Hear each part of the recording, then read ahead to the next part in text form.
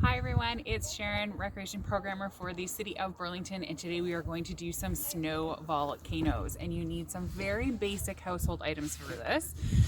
Food coloring, if you don't have it, that's okay, but it certainly makes it fun. Baking soda, you may want more than less just because your kids may get a really big kick out of this.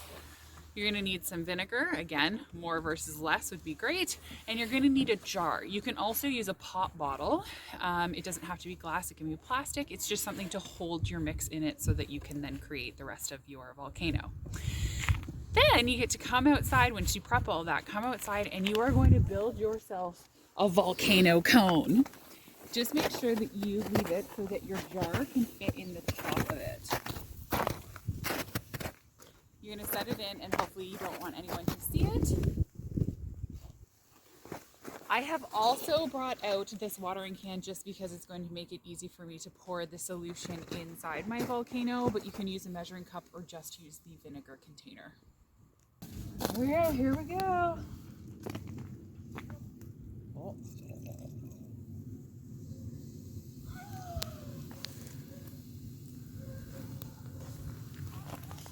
Oh, it's foaming, but